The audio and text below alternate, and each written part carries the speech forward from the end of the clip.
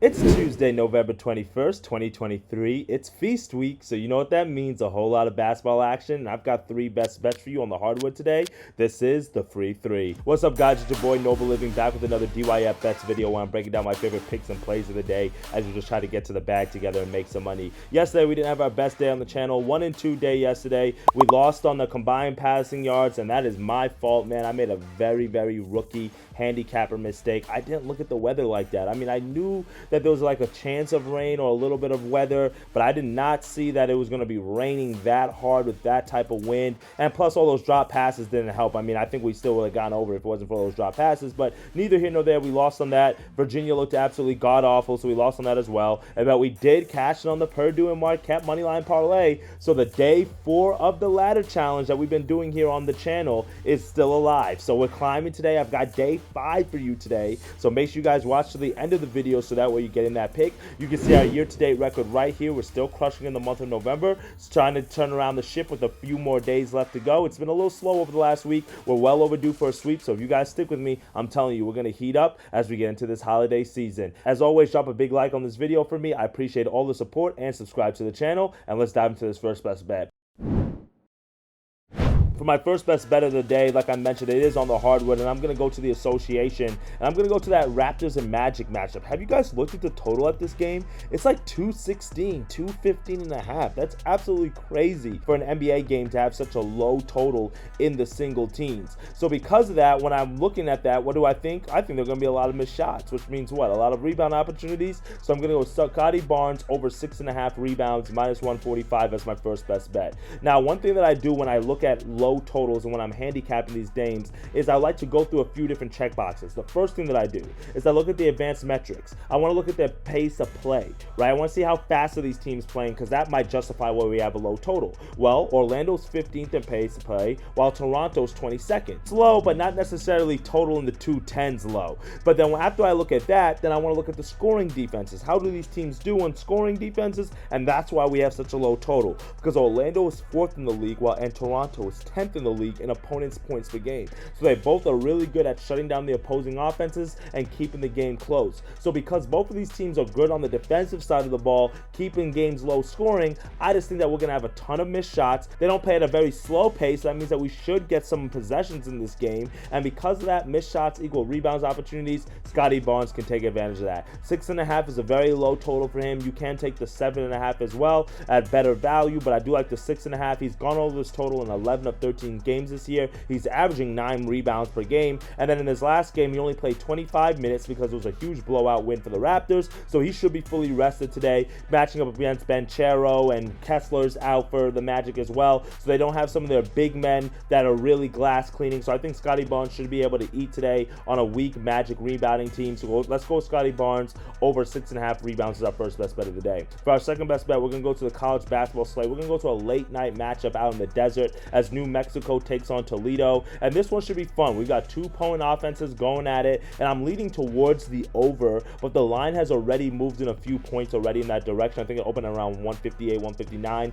Now I'm seeing like 162 on my books. Because of that, I can't necessarily take the over in this one, but I'm gonna go with New Mexico on the spread, minus 2.5. I really like them here in this spot because I think this is just a good opportunity for them. Toledo is a good team. They're a fun team to watch this year. I think this is one of those teams that come tournament time that they can get hot and actually make a run and maybe even upset some people. They've got a dynamic offense, and when you look at it, they really are good at keeping the pace of play up and executing on offense. They're 40th in offensive efficiency, but one of their biggest issues for this Toledo team is on the defensive side of the ball. They're ranked in the 200s in defensive efficiency. So even though they're so great on the offensive end, they're really just as poor on the defensive end, and that really has to do with the type of defense that they do play, which is this aggressive style of defense. They like to trap you, they like to go for turnovers and steals, so they try to be aggressive on defense, but that also opens up the door for easy looks, layups, easy buckets, open shots, and I think this New Mexico offense is primed to take advantage of that because they're one of the best in the country. They've got a very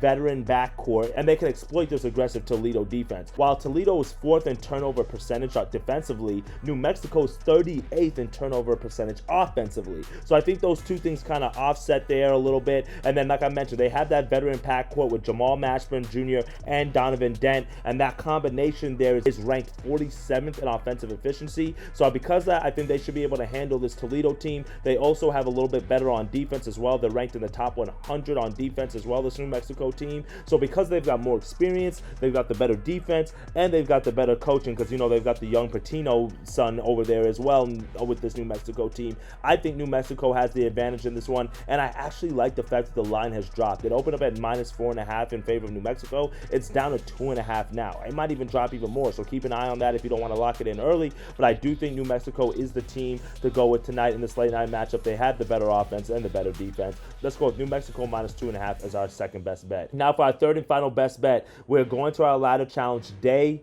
5 in the ladder challenge here on the channel. We've also pitched it on the Book It stream as well. Every day is cashed in so far that we've gone on the channel. Yesterday we had another cash in on that 2-team steam on Purdue and Marquette money line. Today we're going with the same game parlay. 2 guys to score 15 points, and all I need is Tobias Harris to score 15 points and Evan Mobley to score 15 points, plus 104 in that Cavs and Sixers matchup, and I think both these guys can get it done. Let's start off with Tobias Harris. He's been an absolute wagon for us this year. We've taken him for everything: points, rebounds, and points, all types of different combos that we've taken Tobias Harris, and he's absolutely been cashing in for us, and I like his matchup today against the Cavaliers. Harris is averaging 19.5 points per game on the year on 14 field goal attempts, so he's getting the volume there, and he's gone over this total in every single game this season except for last game when he only finished with 10 points on 5 of 13 shooting. He went 0 for 4 from the three-point line. I'm expecting him to bounce back today after that performance in last game, and I expect him to score 15 points, which he's been doing every game so far this year. So Tobias Harris to get 15 points, and then Evan Mobley on his side,